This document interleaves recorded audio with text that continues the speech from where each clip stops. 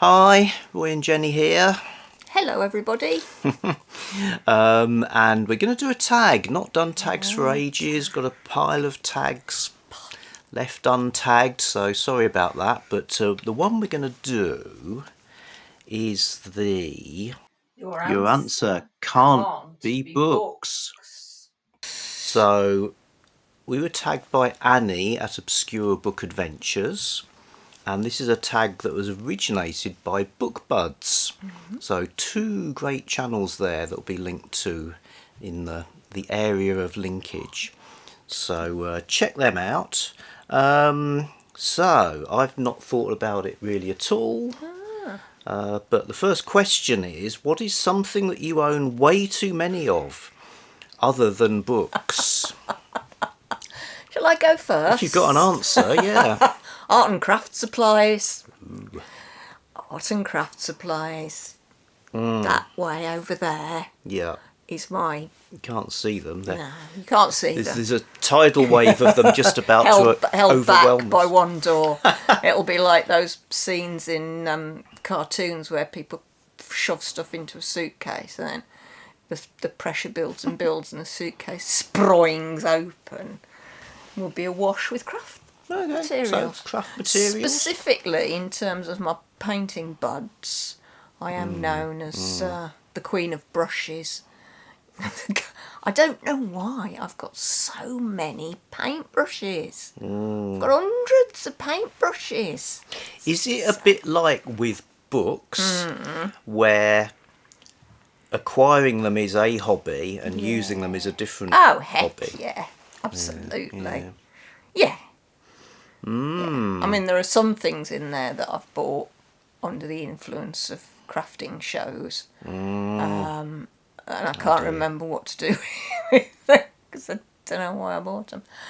But what about you? I'm probably going to say clothes then. I don't think it's not ridiculous. I have to keep getting rid of clothes to make room for new ones. But I'm a bit of a sucker for sort of trying to get a particular look together. So yeah, that would be the one. Yeah. Okay, another question. Yeah. What is something that you do for fun? That's not reading a book? Do you want to go first for this? Go on, go first. Go first today. Yeah, I mean, I like walking and exploring places. Haven't done as much of it recently as I'd like to, but in my time, I've walked the length and breadth of the country. Used to go to all sorts of random places. Yes, so I'm not so much talking about sort of famous challenge walks like the Pennine Way. I'm more talking about showing up in Milton Keynes and walking around. It's true. So that would be me. True. Yes, that's something for fun. Yeah. And mine at the moment is craft related, of course it is. I'm very much enjoying at the moment making meditation beads. Yeah, I'll just turn the close-up thingy on. Meditation beads. And turn it off again. So yeah, I made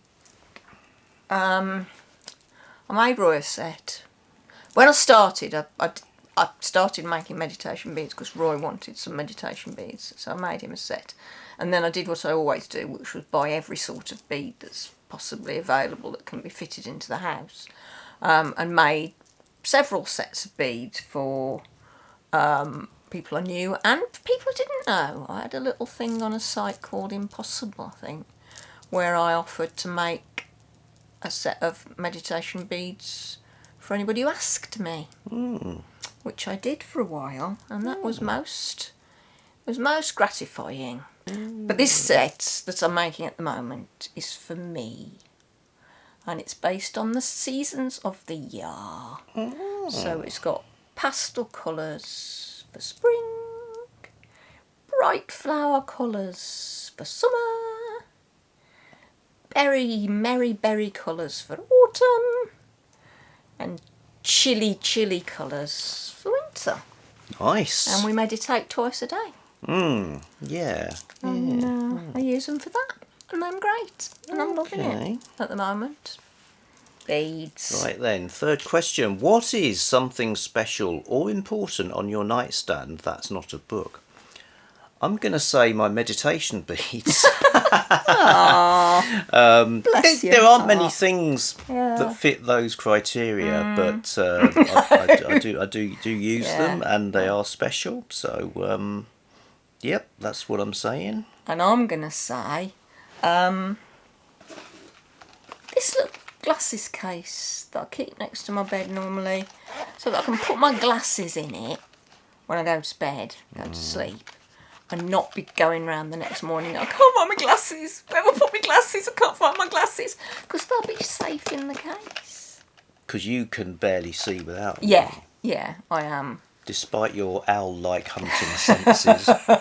Yeah, I only get that when I wear the mask, Yeah, though. that's different, yeah. So, yes, the glasses case. So this sounds like something from a language textbook, like A Day at the Beach. What's something that you buy at a bookstore other than books? I buy diaries, but only if they stop paper blanks. For many years I used to buy my diary from Waterstones at the, what's it called, Ocean Terminal Yeah. in Edinburgh, Leith, in Leith. There's a shopping mall thing. It had a branch of Waterstones in it, and for many, many years I bought my yearly diary. Well, I have an 18-month diary. I bought it from that specific Waterstones. Recently, because I haven't been out and about so much, I've been buying them online. But good diaries, paper blanks diaries, I like. And fancy notebooks for writing fancy stuff with fancy pencils.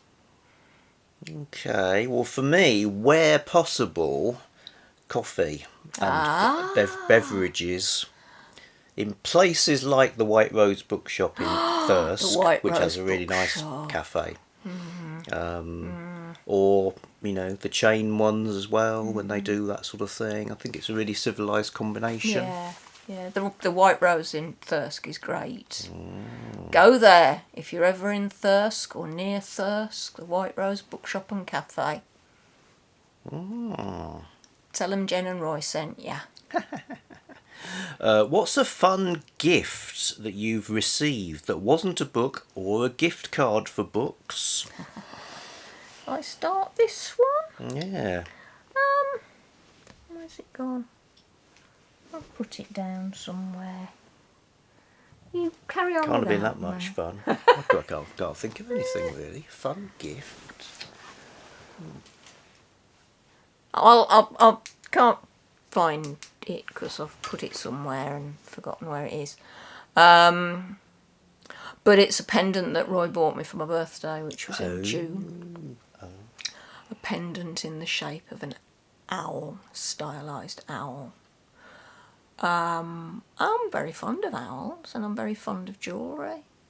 And I thought it was absolutely gorgeous. And I have now put it down somewhere and can't remember where it is.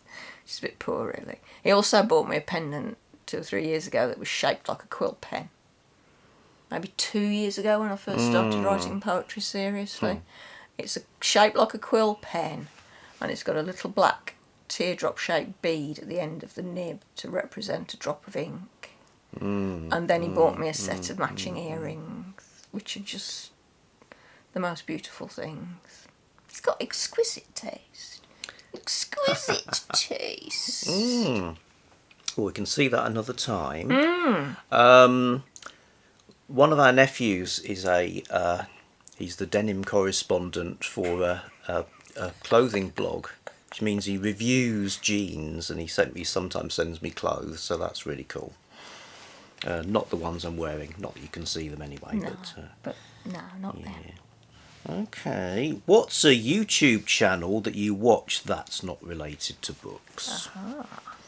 Shall I go first? Or do you want to go first? You go first. You go first, and then I'll. Again, I don't even have time to watch the book-related ones that I want to, really. It's hard life, mate. So I tend not to get lured into other things. I know the guys who did some work on our house have now got a bricklaying channel that's super successful. It's fabulous. It's really interesting. Is it Bricklaying with Steve and Alex? I I think. think that's what it is. Yeah. Yeah. They showed the process Curiously of compelling. removing a rotten lintel from a house about the same age as ours. They did our lintels a couple of years ago. He swapped them over. Yeah. But yeah, he tells you how badly constructed houses like ours are, which is not very comforting. But And then Rick's channel, Double O Pipe, is really about pipe smoking and yarning whilst smoking a pipe. So that's not a BookTube channel either. And mine, at the moment, my two favourites are this one, Jessica Kellgren-Fazard, who talks about... I actually stumbled across her because she did a video about being a Quaker, which she is, and so am I. And I was interested to just watch what another British Quaker says about Quakerism. And then I watched others of her videos.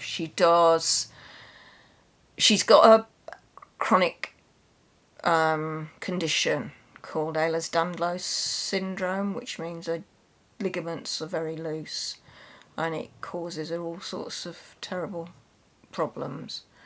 So she does a lot of videos about what it's like to have a chronic illness, which I find really useful because I've got a chronic illness, fibromyalgia. She did a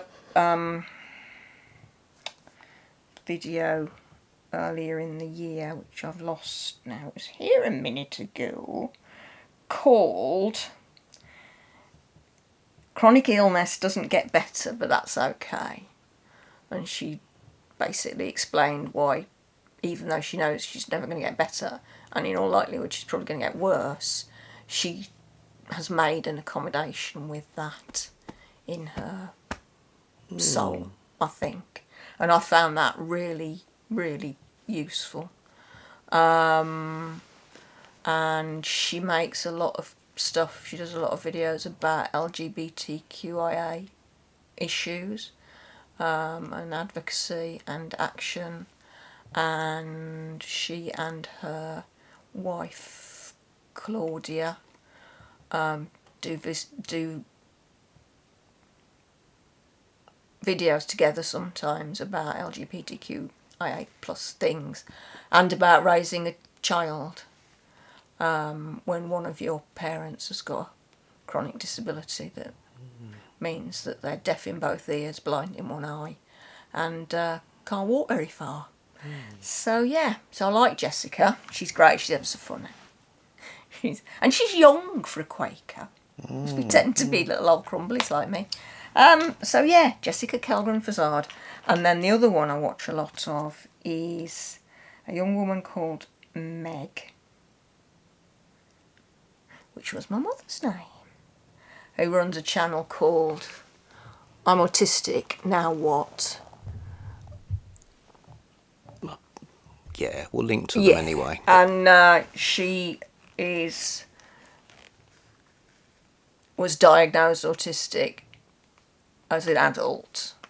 I find it quite entertaining that she talks about being late diagnosed when she's only in her late 20s. To me, that's just like, late diagnosis is when you're 90. But it's something that I'm reading and watching a lot. Autism is something I'm reading and watching a lot about, and finding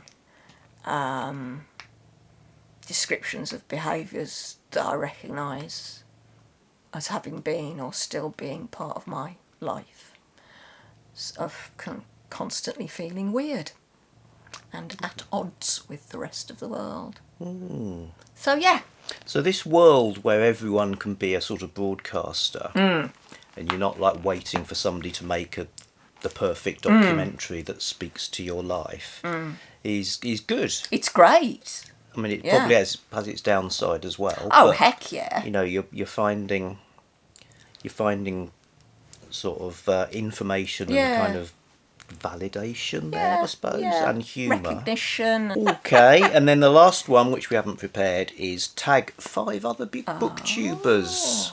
I'll leave that to you. Which we will do. That's a thing that will happen, but not verbally now. We'll stick them on the list. Who you'd like to find out more about. So the tag continues. The tag. Okay, folks, thanks for listening. We'll be back soon with something else.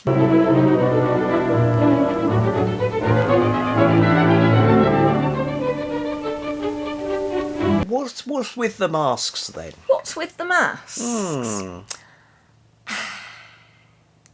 I have a bit of a self-esteem problem. I started off when I was young with my self-esteem to be about this big. That much. Yeah, given that I'm a tiny person. Yeah. And I've had I've got low self-esteem. I don't like the way my whole face looks. I.e. very beautiful. Yeah, I know. I've taken ageing very badly. I don't like the fact that my face looks old and wrinkly. Did you used to be younger? I did used to be younger, yeah. When I met you, I was... What year did we get married? 1993. Yeah. I was... 37? 37, yeah. Well, we met about 3 years before that. I've been 34 when you first knew me. When I was in my prime. I did realise you would get older. Did you? Yeah. Did you? Oh. I didn't realise you'd turn into an owl woman, but I love you. that's a bonus. I love you so much. Okay, let's not get soppy. Too late. See you in a bit. Try a bit.